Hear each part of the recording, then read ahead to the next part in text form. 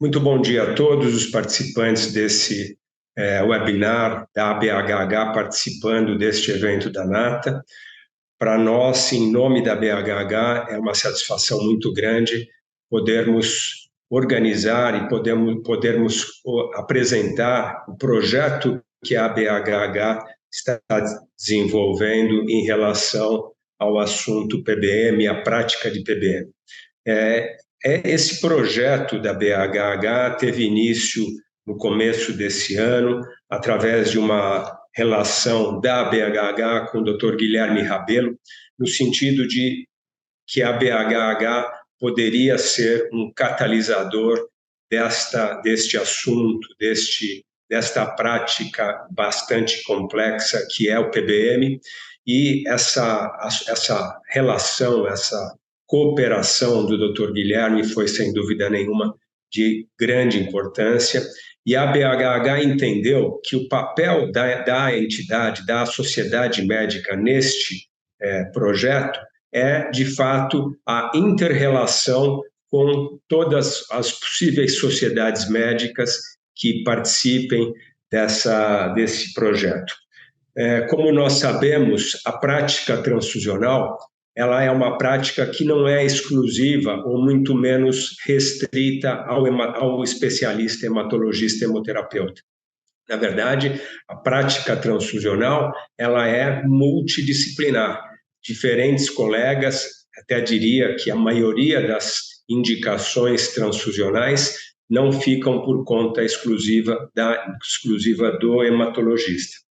Então, daí a importância que nós entendemos de um projeto multidisciplinar ou multi-institucional e que a BHH participaria, como eu já disse, na forma de catalisadora deste projeto.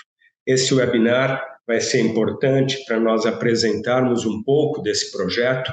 Aqui nós temos alguns colegas hematologistas hemoterapeutas, Dr. Bruno Benites, doutora Lorena, Dr. Roberto e, obviamente, o Dr. Guilherme e os nossos colegas aqui, colaboradores da BHH. Então, esse webinar vai ser importante para que nós possamos mostrar o início desse projeto de PBM aqui no Brasil, do ponto de vista institucional. É evidente que esta prática não é exclusiva e nem iniciou-se agora com o projeto da BHH, mas este projeto visa uma inter-relação, uma interação com as diferentes especialidades médicas.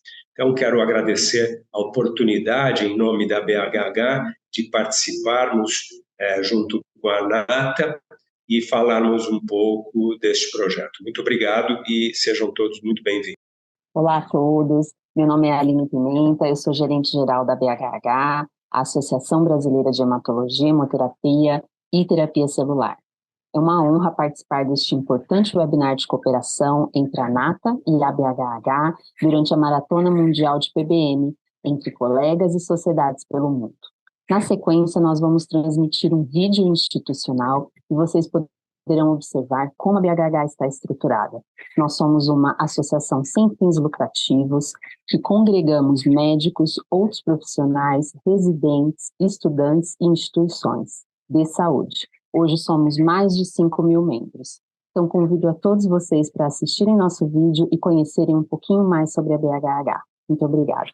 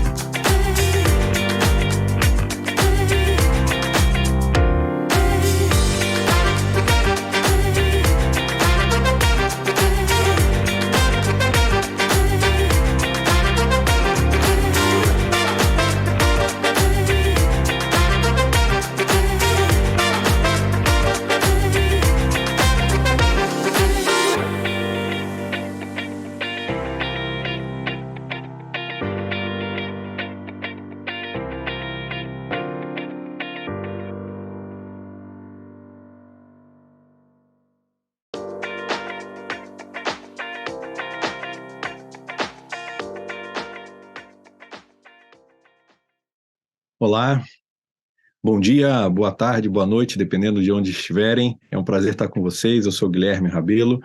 Como foi já falado, tenho aí a honra de poder participar na coordenação desse projeto da ABHH para o Patient Blood Management, com um time fantástico de colaboradores.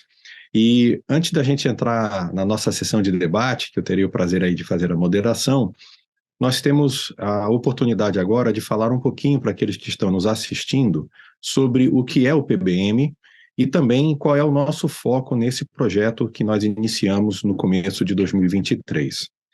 Eu gostaria aqui de compartilhar com todos algumas ideias e informações para que a gente possa entender melhor sobre o que é o PBM.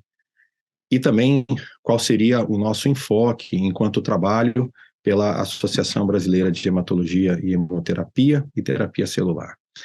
Nós estamos honrados, como o professor Dante mencionou, de participar nessa jornada mundial, nessa maratona, na verdade, e nada melhor de uma maratona dentro de um congresso europeu que é sediado na Grécia, né, onde a gente viu o início da maratona, que a gente pudesse falar sobre esses aspectos que o PBM nos traz.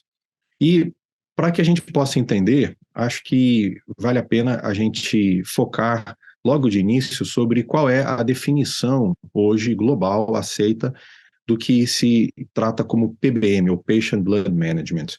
No ano de 2022 foi feita essa publicação, onde um conjunto de experts no assunto se reuniu e teve endossado por diversas entidades relacionadas ao PBM, bem como também outras entidades médicas, o que seria essa visão de Patient Blood Management, ou, para nós em português, gerenciamento do sangue do paciente. Bem, eles dizem que o gerenciamento do sangue do paciente, ou PBM, é uma visão centrada no paciente, sistemática, baseada em medicina baseada em evidências, que busca melhorar os desfechos do paciente através do gerenciamento e preservação do sangue do próprio paciente, enquanto se promove a segurança e o empoderamento do paciente.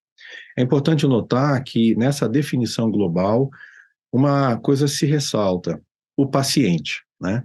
Deixamos de falar no componente, como o sangue, deixamos de enfocar apenas a boa prática na gestão, mas nós colocamos no centro o indivíduo que é o nosso foco de atenção, que é o próprio paciente. E é a partir dele que tudo que fala-se em PBM se desenvolve. E é nesse sentido, quando focamos o paciente, que vemos a Organização Mundial de Saúde, em outubro de 2021, emitir um policy brief, um documento de alerta para os seus países membros, onde eles destacam a urgente necessidade de se implementar o PBM em âmbito mundial. E nesse slide aqui dá para perceber, né, quando eles falam nesse documento muito expressivo e bastante elucidativo da necessidade do PBM, de que essa não é apenas uma tarefa, um esforço, um projeto de poucos profissionais. Pelo contrário, eles dão um destaque, valorizam a atuação multidisciplinar, multiprofissional que o PBM traz, tanto dos especialistas, dos que estão envolvidos na área terapêutica, clínica, de pesquisa, os próprios pacientes e seus representantes, os especialistas na área jurídica e ética. E a gente falando aqui mais especificamente para o público da ABHH, nós vemos um enfoque muito importante para os hematologistas, os especialistas em medicina transfusional, os hemoterapeutas, como nós sabemos, aqueles que fazem a perfusão e todos os demais que estão envolvidos nessa área multiprofissional. Acho que esse tem sido um grande enfoque da ABHH em seus eventos, a formação desse profissional ou desses profissionais que estão vinculados à boa prática da hemoterapia e da hematologia. E é nesse contexto que nós entendemos que o PBM traz esse destaque, de podermos falar sobre a interação do trabalho em equipe focado no paciente através das diversas abordagens que o PBM nos permite. E a gente deveria aqui fazer um destaque, eu acho que é um ponto bem interessante, uma vez que o PBM ele começa a aparecer de uma forma mais clara, não só na literatura científica, mas também nos destaques que nós vemos em congressos, em simpósios e até mesmo nas discussões de gestão da saúde, nós precisamos entender que há um diferencial de conceito entre o que é o PBM e o que é a parte de uma boa gestão do próprio sangue, né? Então, esse é um gráfico de uma colega americana, Sherry Ozawa, em que ela, bem interessantemente, destacou que o Patient Blood Management, o PBM, ele tem um foco centrado na decisão baseada da saúde do sangue do paciente. Ela promove terapias de correção de anemia, sangramentos ou problemas de coagulação. Ela emprega, em grande parte, a gente chamaria de informed choice, mas que, na verdade, é a participação do paciente na escolha de tratamento, e também ela procura preservar e construir, né, a segurança dentro do tratamento do paciente focado no seu próprio sangue. Ou seja, o objeto final do PBM é a melhora da saúde do sangue do paciente. Assim como temos de outras áreas, especialidades, a saúde cardiovascular, a saúde neurológica, né? A gente vê que a saúde do sangue do paciente é o enfoque do PBM. Isso não é que seja excludente, mas ele é complementar à visão de um uso otimizado do sangue, que tem um foco muito na decisão tomada, né, do momento certo e da forma certa de se usar um hemocomponente ou hemodderivado. Está baseado muitas vezes o OBU, né, Optimal Blood Use, dentro da promoção da medicina baseada em melhores evidências para a prática transfusional. E também emprega o consentimento informado, que é uma parte de você consentir, né, mas não necessariamente, às vezes, você faz uma escolha. Você consente com a escolha que é feita pelo profissional de saúde e, no fundo, se busca, né, a melhor utilização dos hemocomponentes, do sangue, de uma forma racional, ética e adequada para buscar-se, sim, uma melhor utilização do sangue, um melhor desfecho, mas que a gente evite o desperdício de um recurso tão valioso, tão limitado hoje em dia e cujo custo muitas vezes tem aumentado. Então, nesse sentido, a gente nota que o PBM e o OBU, eles se complementam, porém eles caminham em direções, muitas vezes, distintas. A gente poderia, talvez, mostrar isso num exemplo como se o OBU fosse a boa prática do uso racional da energia, né? Quando nós estamos utilizando de uma maneira mais efetiva, racional, ética, os recursos naturais para que a gente possa ter maior ganho energético. Ao mesmo tempo que o PBM volta-se para um outro estilo de uso da energia. A gente está falando de uma energia limpa, mas que você está falando sobre uma prática, como, por exemplo, o transporte, né? Você usa ele através de diferentes mecanismos. Então, apesar de termos alguns elos comuns, nós estamos muitas vezes abordando diferentes práticas ou até mesmo estruturas. E isso faz parte, são simplesmente abordagens distintas que em alguns momentos se complementam e se interrelacionam. E é nessa direção que nós vemos a criação muito prática e muito efetiva do projeto de PBM da ABHH. Nós entendemos que é o momento de se fazer uma contribuição, e com vários especialistas que se juntaram ao projeto, de termos referências clínicas abalizadas, revisadas, que seja de consenso, como sendo de boas práticas, para que a gente tenha um arcabouço, né, um conjunto de referências que o PBM traz em diferentes momentos em que o paciente venha a necessitar de suporte e de tratamento para a saúde do seu próprio sangue, né? Quer seja no tratamento clínico, quer seja através de uma intervenção cirúrgica. Também nós visionamos a possibilidade de uma maior colaboração com outras sociedades de especialidades médicas, né? Porque sabemos que a união faz a força e, nesse sentido, termos participação em conjunto com sociedades de anestesiologia, cardiologia, cirurgia, ortopedia, gineco-obstetrícia, a gente poder ver oncopediatria, transplante de medula óssea e por aí vai. Na verdade, isso apenas complementa a nossa visão de um paciente que é visto como um ser integrado, né? Ele tem todos os especialistas trabalhando em conjunto para que a gente possa ter o melhor tipo de atendimento dado a esse paciente. O PBM permite esse tipo de entrelaçamento e nós estamos buscando fazer isso em colaboração com as diversas sociedades médicas aqui do Brasil. Mas, assim como esse próprio webinar ele está mostrando, nós desejamos fazer isso também com os nossos parceiros internacionais. Nós estamos já estabelecendo diversas interligações, né, mediações com entidades estrangeiras, como a própria Organização Mundial de Saúde, como institutos e sociedades voltadas ao PBM, como a SABM dos Estados Unidos, a IFPBM na Europa, e, sobretudo, nesse evento, com a ANATA, que é uma entidade muito forte, muito representativa do movimento, né, para a melhor prática do PBM na Europa. Profissionais de diversos países europeus trabalham, atuam nessa área com uma forte pegada científica e a gente entende que a possibilidade de ter a parceria com eles nesse evento anual que eles realizam e dentro desse congresso que está sendo realizado, essa primeira maratona internacional, para nós é uma grande honra. Já nos mostra que nós estamos nos inserindo dessa discussão internacional.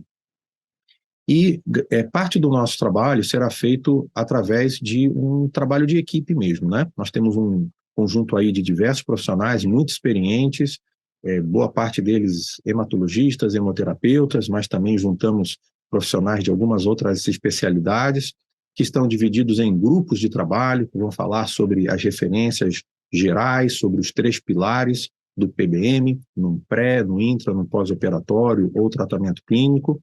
Teremos uma revisão de todo o trabalho montado com as suas recomendações e, afinal, será feita uma revisão conjunta para chegarmos a um consenso do que seriam as melhores referências inicialmente para o PBM aqui no Brasil, até que a gente possa, através da ABHH e dos seus meios de publicação, levarmos isso ao público especializado e à própria sociedade, por assim dizer, para que todos possam conhecer o que nós temos hoje já disponível enquanto Brasil.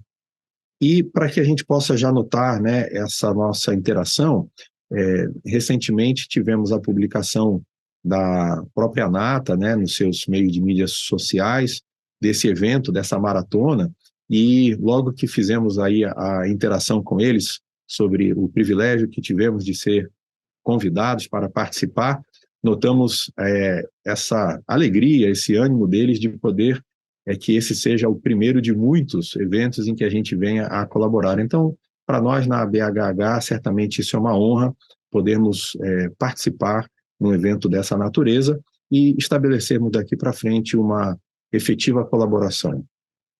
Nós estamos muito gratos com esse evento, agradecemos muito a participação de todos e esperamos que possamos contribuir agora num bom debate para que a gente venha trocar experiências com os especialistas que estarão se juntando a todos nós aqui.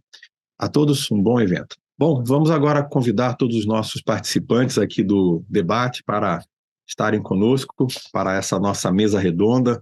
Na verdade, é uma mesa quadrada, né? Porque estamos virtual aqui, todos nós estamos ansiosos para poder ter essa interação, né? E já tivemos aqui a abertura com o Dr. Dante, tivemos a boa apresentação da Aline sobre o papel e atividade da ABHH e falamos um pouquinho sobre o papel do PBM, né, e do projeto que a ABHH está realizando nesse ano. Mas o que nós queremos saber mesmo é a opinião de todos os nossos colegas e especialistas aqui com quem nós vamos falar, e eu tenho a honra de estar nessa nossa fase de debate do webinar com colegas, né, alguns de mais tempo, outros mais recentes, mas todos eles colegas. Temos o professor Dante Lang, que é médico hematologista e hemoterapeuta, ele é diretor executivo da ABHH e também professor afiliado da Universidade Federal de São Paulo, da Unifesp. Nós temos também o Dr. Bruno Benites, um médico hematologista e hemoterapeuta, que tem doutorado em clínica médica com concentração em hematologia. Atua como médico hematologista e hemoterapeuta e participa em projetos de pesquisa básica e clínica no Hemocentro da Universidade Estadual de Campinas, e ele também é atual coordenador da divisão de hemoterapia do Hemocentro da Unicamp. Tem especialização em gestão de hemocentros pela Escola Nacional de Saúde Pública, da Fiocruz, e ele é gestor de projetos de PBM desde 2016, já com uma boa experiência. Também contamos aqui com o Dr. Roberto Luiz da Silva, que é médico hematologista e hemoterapeuta, especialista em transplante de medula óssea. O Dr. Roberto também é mestre em hematologia pela Universidade de São Paulo e atualmente atua como coordenador do Serviço de Transplante de Medula Óssea do Hospital Lefort, da rede DASA. E também é coordenador da equipe de transplante de células tronco-hematopoéticas da Biosanas Serviços Médicos. E, por fim, deixei por último não porque é menos importante, mas porque é para brilhantar o lado feminino do nosso debate, a doutora Lorena Costa, que é médica hematologista e hemoterapeuta do HEMOP. Ela também é doutoranda do programa de pós-graduação em Ciências Médicas da Universidade de São Paulo, hematologista no Hospital das Clínicas da Universidade Federal de Pernambuco, responsável técnica pela Agência Transfusional do Centro Integrado Amaury de Medeiros, Universidade de Pernambuco, coordenadora do Centro de Implantação de PBM do Complexo Hospitalar da Universidade de Pernambuco e Centro de Assistência Materno-Infantil. A doutora Lorena tem bastante coisa e ainda é mãe de um bebê recém-nascido, então encaixa-se aí a questão da multiplicidade da mulher fazendo várias coisas, né, doutora Lorena? Não falta atividade para a doutora fazer, né? E o nosso enfoque, pessoal, nesse momento, aqui para esse debate, né, eu gostaria de fazer rapidamente a abordagem para esse debate, é agradecer a todos os debatedores, né, nesse painel sobre o papel do Patient Blood Management na jornada do cuidado do paciente, entendendo que a experiência profissional de vocês traz uma grande contribuição para esse debate, porque nós estamos acompanhando no Brasil, com grande interesse, o crescente papel do Patient Blood Management. Para muitos, talvez, essa sigla não seja tão conhecida, né? Mas para nós que estamos há algum tempo já envolvidos, ela se tornou comum. A OMS já sinalizou a necessidade de maior engajamento dos países membros na implantação do PBM como meio de promover maior segurança assistencial por meio de um melhor manejo do sangue dos pacientes, né? E o sinal que a BHH está dando no lançamento desse projeto também vai ajudar muito a consolidar essa abordagem, inclusive com parcerias com entidades como a própria ANATA, como já mencionamos. Esse webinar é uma ação de cooperação, então a gente já vê que essa troca de experiências é muito importante como parte desse nosso projeto de disseminação do conceito, né? E aqueles que nos assistem aqui, né, estamos ao vivo para essa transmissão, como parte dessa maratona da NATA, no seu congresso anual, e que está sendo realizado em Atenas, na Grécia. Então, realmente é um prazer estar participando. Nós queremos sugerir aos participantes que nos assistem que possam mandar as suas perguntas, né, pelo chat, para que a gente possa incluir, e a gente vai tentar agregar o máximo número de perguntas possível. Eu gostaria de focar o nosso debate aqui, então, já direto para a nossa interação, em 3 tópicos, né, com o Dr. Dante, o Roberto, o Bruno e a Lorena, né? Primeiro, falar sobre aceleração de mudança. Segundo, a questão da quebra de paradigma e educação dos hematologistas e hemoterapeutas, tendo essa questão da educação como um terceiro pilar, né? Nós temos visto, né, e aí uma pergunta de abertura para todos, né, que tem sido publicado muito sobre essa questão da percepção do papel do gerenciamento de sangue do paciente como um novo horizonte de cuidado clínico e cirúrgico, né? Como se a gente pudesse olhar como uma jornada, na verdade, que o paciente tem, ao invés apenas de pequenas intervenções dissociadas. Mas todo esse processo de mudança de cultura precisa de aceleração, quebra de paradigma e educação continuada. Então, começando com o Dr. Dante, nós sabemos que a BHH, Dante, sempre prezou pela segurança do sangue, pelas melhores práticas nos seus processos transfusionais, mas por que agora essa visão que a BHH dá do lançamento de um projeto de PBM traz um impulso aos hematologistas e hemoterapeutas, na sua visão? Obrigado, Guilherme, mais uma vez. Na verdade, eu entendo que a BHH tem um papel fundamental nessa disseminação desse projeto ou dessa prática de PBM. Como nós já dissemos, a prática transfusional ela é absolutamente abrangente. Ela não se restringe apenas ao médico hematologista hemoterapeuta. Ela é uma prática, ou seja, o uso do sangue, ele é um uso disseminado da prática médica. E o que a BHH enxergou é que ela poderia ter este papel em organizar esta inter-relação com as diferentes especialidades, porque não seria, de maneira nenhuma, só uma especialidade a responsável ou a desenvolvedora ou a disseminadora dessa prática. A BHH enxergou que esse papel de inter-relação com os outros médicos, com as outras especialidades, é muito importante. Então, esta foi a visão da BHH e o objetivo dela em poder promover este projeto de forma mais organizada. Excelente, eu acho que isso é uma visão muito oportuna e ela já me traz aqui um engate direto, talvez com o Bruno. Bruno, você faz parte de um dos maiores centros de medicina do país, que é a Unicamp, né? E o PBM ainda não é uma realidade na prática médica, como a gente tem visto, né? Assim, como se fosse uma coisa disseminada. Muito menos a gente vê isso na questão da academia, né? A parte acadêmica ainda na graduação tem engatinhado nessa parte. Como é que vocês têm pensado nesse cenário por você estar justamente num centro de formação de profissionais? Olá a todos, olá Guilherme. Eu queria começar agradecendo por esse privilégio de estar participando desse grupo e desse projeto da BHH, que já começou um sucesso, né, num seminário internacional.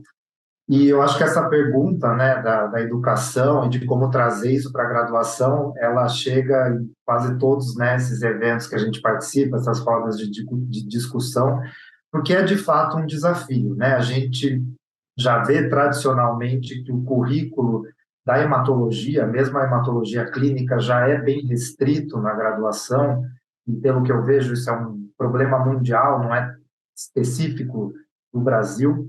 A gente aqui nos nossos projetos começou atuando com os médicos residentes, por ver, né, que eles já eram graduados, mas estavam ainda com a coisa fresca, não tinham ainda se contaminado, digamos assim, de práticas antigas, então era um momento bom da gente atuar. Então, esse ano, por exemplo, a gente conseguiu lançar um curso em formato EAD para os residentes de todas as especialidades, como parte obrigatória do currículo da residência, e esse modelo mostrou para a gente precisava não só trazer um conteúdo interessante de PBM, de alternativas, de foco da anemia, mas que fosse interessante até visualmente, tivesse uma dinâmica compatível, né, com esses jovens e que atraísse eles para esse conteúdo, que é como a gente está agora querendo migrar para a graduação. Então, a gente já tinha uma tarde de discussão com os internos em relação ao uso otimizado do sangue, ao uso racional do sangue, e isso se expandiu para uma discussão mais completa de PBM, mas que a gente sabe que ainda é pouco e que a gente precisa aumentar mais. E eu vejo uma oportunidade interessante que tem crescido mais, que é o apoio das ligas acadêmicas, né? E a gente tem tentado participar ativamente das ligas, e a gente fica muito feliz que eles nos convidam para assessorar, para dar aulas, para trazer coisas práticas. Então, eu acho que são várias frentes que a gente já está evoluindo bastante, mas, claro, precisa refinar ainda mais. Muito bom. Eu acho que esse ponto que você mencionou das ligas talvez venha a ser um fator que a gente chama aí de game changer, né? Porque criando talvez ligas de PBM, a gente vai ter, inclusive, essa multidisciplinaridade talvez sendo atraída para ser feita as discussões, né? Eu acho que a gente tem que realmente pegar a garotada aí e colocar para debater. Eu acho que isso vai ser muito bom. Obrigado, Bruno. A gente vai aqui com a doutora Lorena. Lorena, você tem buscado implementar o PBM em seu hospital com vistas à hematologia pediátrica, né? A gente viu aí uma experiência muito interessante sua recente. A gente imagina que deve ter sido bem desafiador esse processo. Mas quais são os desafios que se mostraram mais difíceis, né? Já que a gente tem vários desafios, mas alguns deles mais do que os outros, às vezes, provam a resiliência. E também como é que você conseguiu o engajamento dessa equipe multiprofissional para te dar o apoio no projeto? Bom dia. Olá, pessoal, tudo bem? Primeiramente, eu gostaria de agradecer essa oportunidade. Guilherme, só uma pequena correção. A hematologia, o hospital que eu trabalho é materno-infantil, sim, mas a gente está com foco nesse momento nas gestantes e nas mulheres, por enquanto. Os desafios são vários. Acho que todos os colegas aqui passaram pelos desafios que o Bruno falou, de termos uma prática bastante antiga, enraizada na cabeça, na educação dos prescritores, estar na agência transfusional e ter a possibilidade de checar as indicações das transfusões e abordar as pacientes e examinar foi muito importante. Mas o mais importante, 3 fatores mais importantes, assim, garantir que a educação chegasse a todo o hospital por meio das reuniões clínicas e sucessivas conversas com a gestão e o alinhamento e o entendimento que a gestão do hospital teve, e apesar de nem sempre ele acreditar naquilo, ele conseguia enxergar que era baseado em evidências científicas e que era o melhor para o paciente. Então, a abertura que a gestão deu para que a gente conseguisse implementar algumas estratégias foi super importante. A associação e a parceria com o ambulatório pré-operatório, com a chefia dos anestesistas, foi fundamental para que a gente conseguisse implementar o ambulatório de arritmias. Então, a avaliação das pacientes antes das cirurgias eletivas, aquelas que eram anêmicas, eu acho que é o grande ponto forte do projeto que a gente tem desempenhado hoje. Temos outros desempenhos, mas a educação continuada, esse braço que se mantém, no meu entendimento, é o grande fator de convencimento do hospital. Um outro grande fator de convencimento é a economia que pode ser gerada em saúde. Muito bom, muito bom. Acho que a gente vai voltar a esses aspectos em breve, Lorena, a questão da educação continuada, acho que isso está muito vinculado ao que o Bruno falou, né? A gente está engajando o pessoal recorrentemente no tema, mas essa questão dos custos como uma visão que você amplia melhor, né? Ou seja, o custo responsável, né? Você poder fazer um gasto responsável dos recursos, tanto físicos como financeiros, e também a questão das melhoras de desfecho do paciente quando se usa adequadamente, né, esses recursos. E aí eu agora passo para o Roberto para fechar essa primeira rodada, Roberto. Nós já nos conhecemos há uns bons anos, né, e tenho acompanhado muito a sua trajetória junto com a sua colega, a doutora Maria Cristina Macedo, como uma equipe que atua muito na área de transplante de medula óssea, né, especialmente a sua origem lá no Hospital das Clínicas, agora em outros serviços. Mas uma dúvida que eu queria colocar para você, Roberto, tratar os pacientes com uma visão mais restritiva e até com uma abordagem de opções às transfusões foi uma experiência que você adquiriu ao longo do tempo, né? Até, a gente poderia dizer, até um pouco antes desse termo PBM aparecer, né? A gente tinha uma visão da literatura ainda um pouco mais restritiva e não tão cunhada como o PBM. Mas nos conte um pouquinho como é que você vê hoje essa mudança na prática clínica com a chegada do PBM nesse conceito e como é que isso talvez significou mesmo uma mudança de ruptura, né, de paradigma na tua visão de cuidado. Olá, bom dia a todos. Agradeço imensamente, Guilherme, pelo convite, ao Dr. Dante e todos os colegas aqui dessa mesa. Poder participar dessa reunião com a BHH e a ANATA é muito gratificante. Agradeço imensamente. De fato, nós temos aí essa jornada longa no conhecimento do PBM, que, na verdade, lá na década de 90, né, nós falávamos apenas de uso racional de hemoderivados, isso em função de riscos e trazer proteção para pacientes que naquela época, após o advento da AIDS, né, tivemos bastante problemas nessa ordem.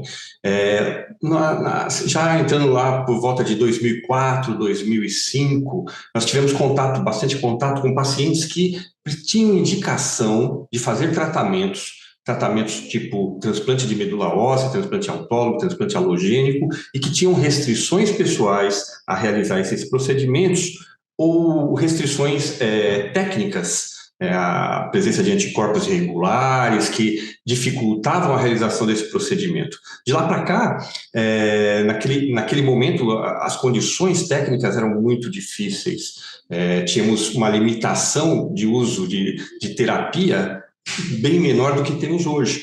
Naquela época, a gente podia lançar mão de uma eritropoetina para estimular a produção de eritrócito, uma interleucina 11 que estimularia plaquetas com vários tipos de complicações, e à medida do crescimento e desenvolvimento, né, obviamente com quebra de paradigmas, como você mesmo citou, esse desenvolvimento foi ao longo do tempo crescendo, e hoje nós temos um arsenal muito maior para tratamento desses pacientes, tanto para aqueles pacientes que têm restrições pessoais, como para aqueles pacientes que têm restrições técnicas para realizar os procedimentos. E graças a Deus, hoje, com exemplos internacionais, como é o caso da doutora Patrícia Forte, da Universidade de Pittsburgh, que já realizou centenas de transplantes sem transfusão, e também do professor Maza, da Itália, e outros profissionais que estão engajados no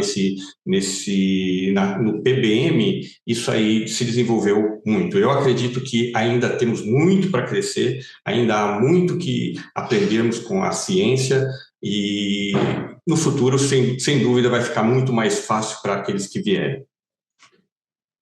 Não, concordo. A gente tem visto esses pequenos primeiros passos, né, mas que eles se tornam agora cada vez mais fortes, passos largos em direção à maratona mesmo que nós estamos iniciando aí do PBM.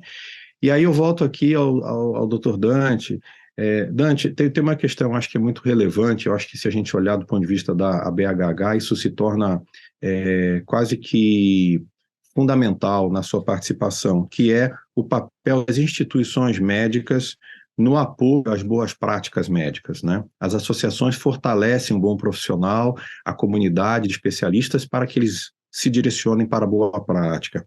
E é nesse sentido que talvez a gente vê o papel extremamente relevante de referência que a BHH e especialmente que tem lidado, né, com esses desafios que envolvem quebras de paradigmas, e como a gente agora coloca o PBM dentro dessa temática, né, de quebras de paradigma, né? Como é que você percebe essa ponta de lança que a BHH está buscando ter como uma referência entre as sociedades médicas, visando a sociedade civil mesmo, né?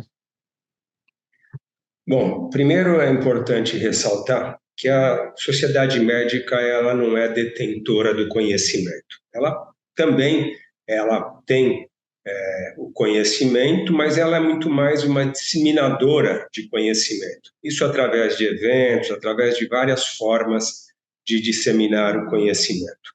E isso também se aplica a essa questão aqui do PBM. Então, como eu já disse anteriormente, a BHH tem esse papel relevante na disseminação deste conhecimento ou deste projeto de PBM, porque isto é prática habitual, a prática transfusional é a prática habitual das diversas especialidades, dos diversos tipos de procedimentos médicos. Então, eu entendo que a BHH tem sim este papel de disseminação. A exemplo disso, nós temos, por exemplo, o EMO, que é o Congresso Brasileiro de Hematologia, Hemoterapia e Terapia Celular, onde este ano nós teremos uma sessão exclusiva para tratarmos do assunto PBM.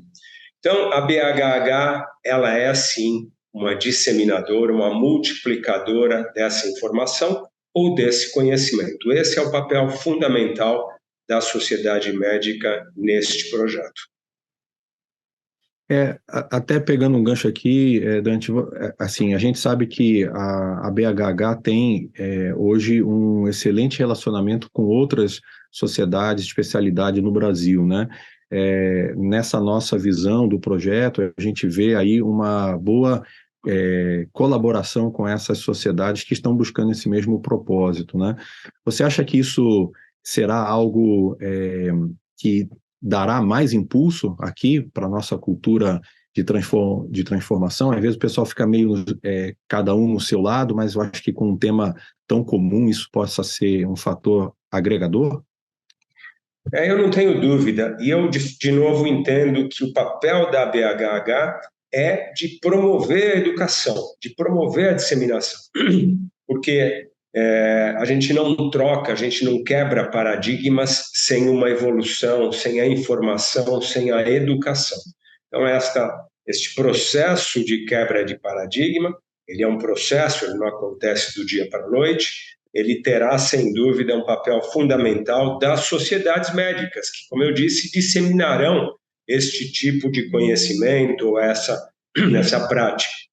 Então, a BHH, sim, terá um papel importante nessa relação com as outras especialidades médicas, e não só nacionais, internacionais também. E também não só na disseminação, mas na absorção dessas informações de outras especialidades, a experiência de outras especialidades. Então, essa troca, essa interação, no sentido de disseminar ou de promover ou de quebrar paradigmas no uso do sangue, no uso da transfusão, ela é, sem dúvida, importante. E eu também não posso deixar de ressaltar que, quando a gente fala de transfusão de sangue, é importante lembrar que não existem só riscos na transfusão de sangue.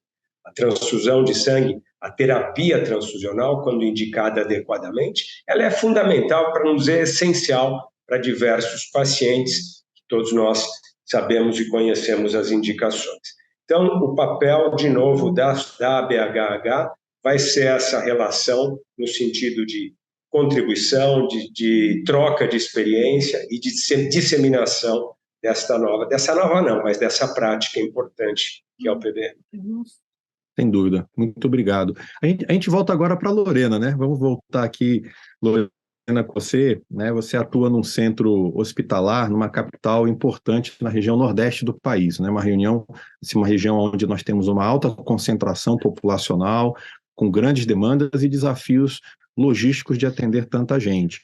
Mas a gente poderia dizer que há obstáculos culturais que a gente talvez teria que vencer quando você olha para a sua região um pouquinho mais de perto, né? Porque o Brasil são vários Brasis, né? Talvez os que nos ouvem de outros países, né, não conheçam a dimensão nem a complexidade do Brasil. Mas qual tem sido a sua estratégia para você atrair novos interessados em PBM no seu hospital, ou até mesmo na sua região em que você atua? Os desafios são muitos, Guilherme, e sim, a gente tem obstáculos culturais.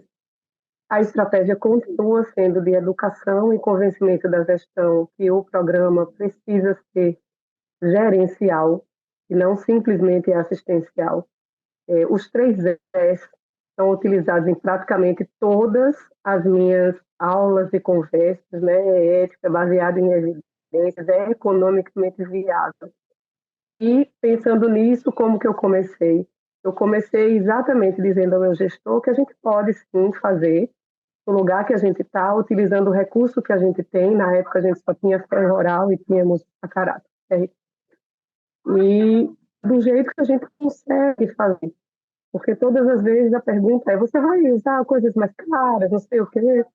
Então, assim, começamos utilizando ferro oral, ferro sacarato, mostramos com os dados do próprio serviço internamente que funcionava, fazendo como a gente queria fazer, e trouxemos a possibilidade de uma nova tecnologia. E passamos 5 anos para conseguir incorporar, mas conseguimos incorporar baseado nesse trabalho.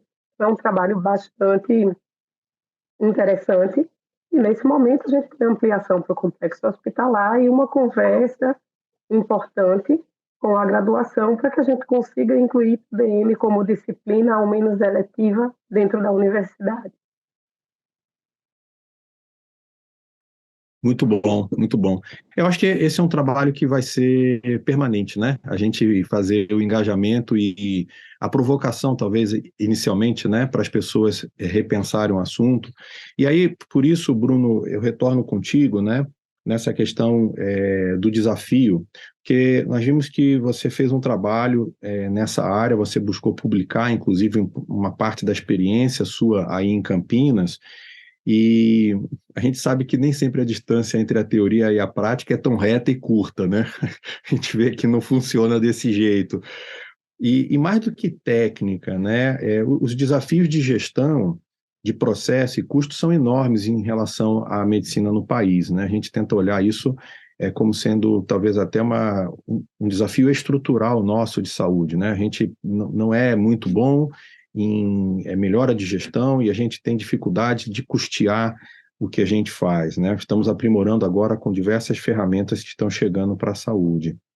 Mas a minha pergunta para você é: o que você imagina ser necessário para a gente buscar esse equilíbrio, né, nos desafios de implementar o PBM, né? Porque nós temos paradigmas a quebrar dentro, por exemplo, de um hemocentro como o seu, mas nós temos que levar para a prática algo que possa ser replicável, né? Não seja apenas muito bem feito numa teoria, numa prova de conceito, mas que a gente não consiga dar escala, né?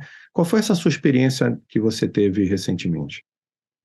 Guilherme, eu acho que a minha resposta vai um pouco na linha do começo da sua fala hoje, né? Da gente ter aquelas duas visões, a do uso racional do sangue, que, é claro, uma coisa importante, mas a visão ainda mais ampliada do PBM de você não só usar direito o que você tem de produto, mas pensar, né, no paciente como um todo, em alternativas e como levar ao melhor desfecho. E a gente, como instituição, aqui como um hemocentro grande, que provê estoque de sangue para muitos outros hospitais, a gente tem tido muito dessa discussão interna e trazido isso do quanto a gente devia não pensar só em prover o produto, mas talvez prover um serviço, né, uma ideia de como usar esse produto da melhor forma e mesmo quando não usá-lo, né? Então, fez a gente pensar em não só prover esses hospitais de estoques de sangue como eles precisam, mas de fato de um serviço de PBM, né? Um serviço de consultoria, um serviço de hemoterapia clínica, né? Esse paciente ser observado desde a seu momento pré-hospitalar, dentro da sua internação, depois da cirurgia, onde encontrar aí brechas para usar alternativas, recuperação intraoperatória, ferro, não perder esses momentos, né? Então, a gente entende que talvez o paradigma que os hemocentros e os serviços de hemoterapia têm que pensar talvez seja em começar a oferecer esse serviço maior e não só um produto, né, de qualidade. E claro, né, como você falou, essas coisas vão passar por custos, né? Eu sempre bati muito da tecla de que PBM você consegue começar e fazer com baixo custo, com reorganização de logística, com coisas que não custam tanto dinheiro, mas para a gente subir um nível, né, de cuidado, a gente tem que ter acesso à tecnologia, tromboelastografia, point of care, formulação de ferro mais novas, né? Um centro inclusional, pessoal, né? Como eu falei para você, para a gente prover um serviço desse de hemoterapia clínica mais completa, a gente vai precisar de gente qualificada para isso, né? Então, eu acho que seriam mais esses dois principais paradigmas, né, para os serviços pensarem. Como a gente melhorar a oferta desse pacote de serviço, né, mais completo, e como conseguir incorporar essas tecnologias que com certeza fazem diferença. Sim, sem dúvida, sem dúvida. Vários pontos aqui relevantes, né? E todos eles desafiadores por si só, né? Quando a gente põe tudo junto, né? Montar esse Lego não é fácil, né? A gente poderia dizer, né? O PBM é um monte de pecinha que a gente vai juntando, mas certamente com uma boa estratégia a gente consegue. E aí, fechando essa rodada, Roberto, com você, a gente já falou várias vezes, eu acho que esse foi um tema recorrente nas nossas conversas, e você sempre me disse do seu desejo de poder formar novos hematologistas com a visão do PBM, né? Se a gente olhar esse novo profissional que já sai com essa visão. E a gente falou bem aqui no nosso debate sobre o papel da educação. A educação, a informação, a quebra do paradigma do cuidado, né? E qual tem sido essa sua experiência ao longo dos anos em formar colegas, né, ou ajudar colegas já formados em adquirir essa visão do PBM dentro do cuidado que você tem buscado dentro da sua equipe? Guilherme, essa é uma excelente colocação sua, né? A formação de colegas com PBM, de fato, tem sido uma quebra de paradigmas.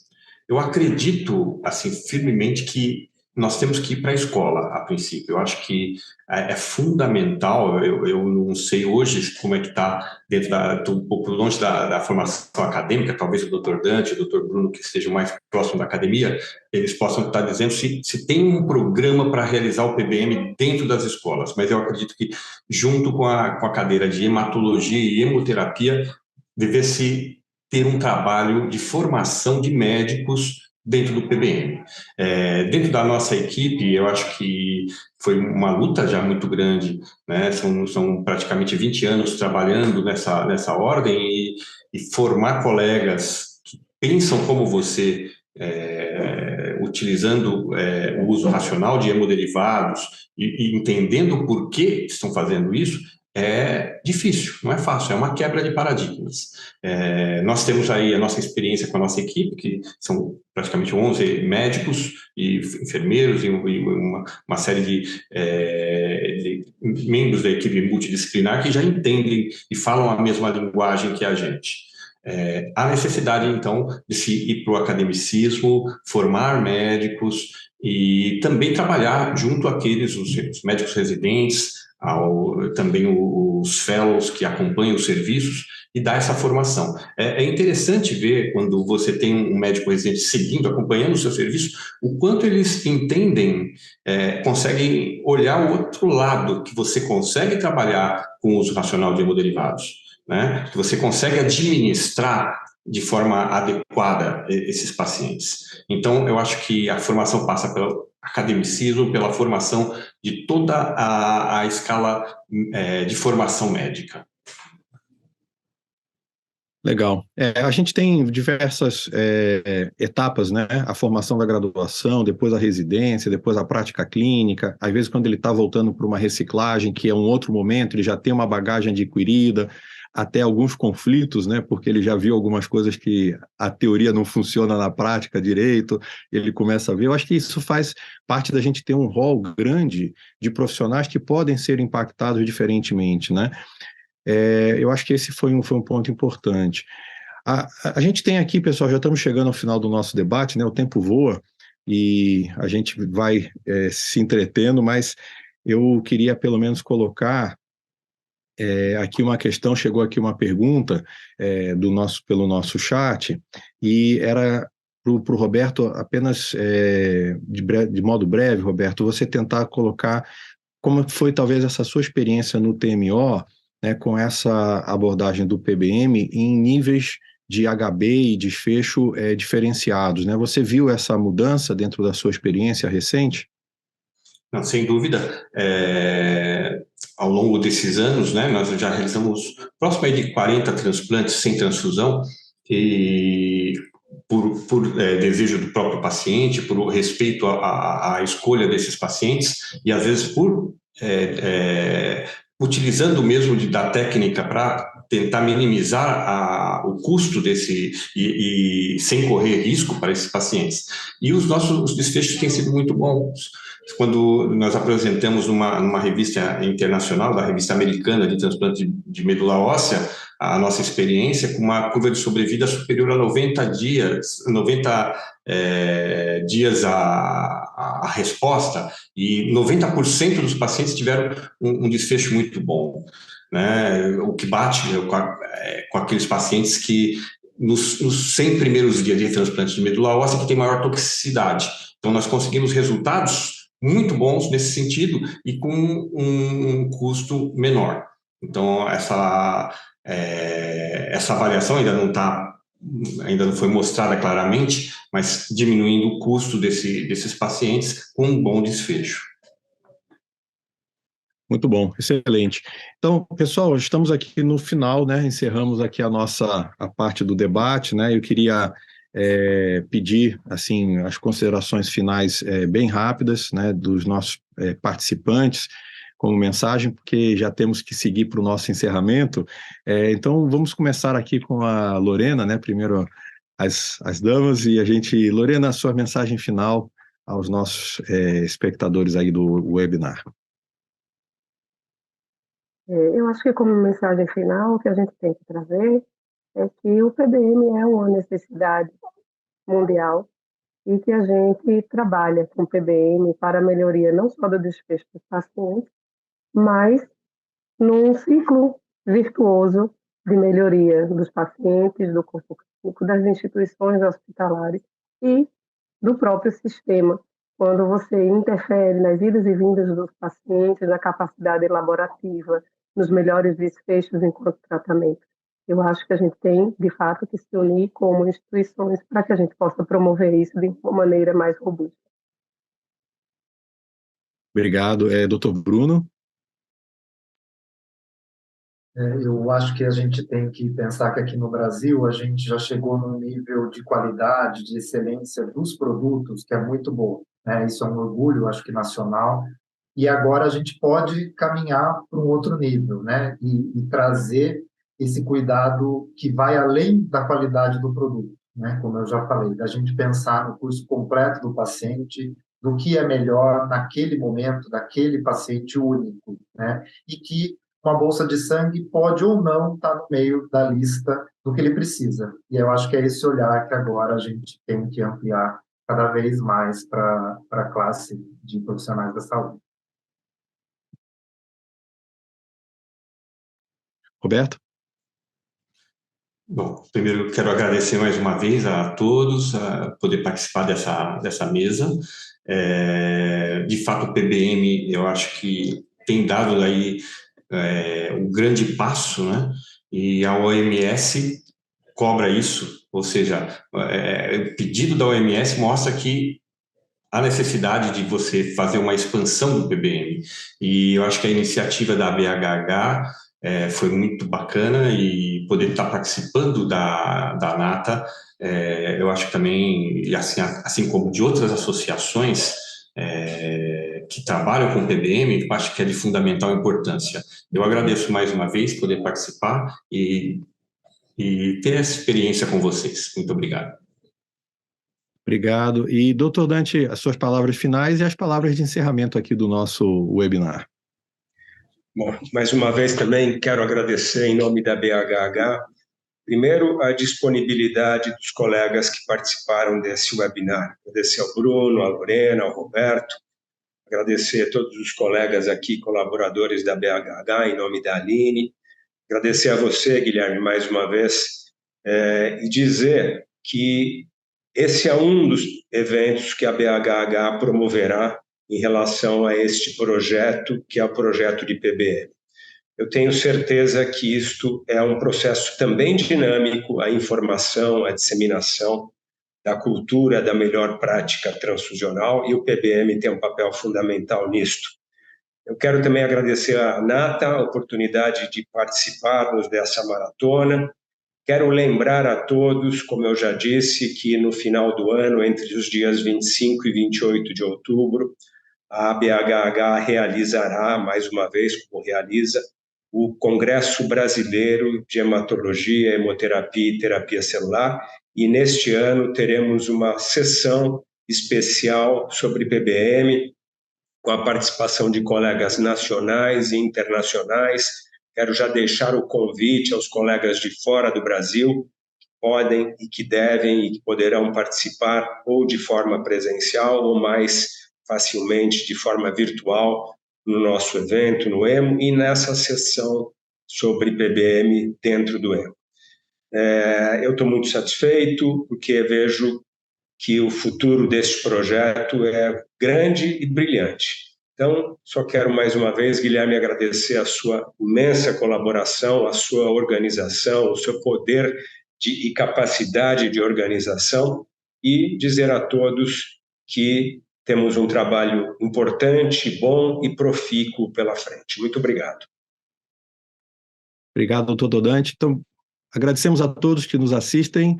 Thank you, everyone that is looking at our webinar, participating in this World Marathon from NATA, and look to you soon. Agradeço a Aline, ao Dr. Dante, Dr. Roberto, Dr. Bruno, doutora Lorena, e a vocês que assistiram, e até uma próxima. Abraço.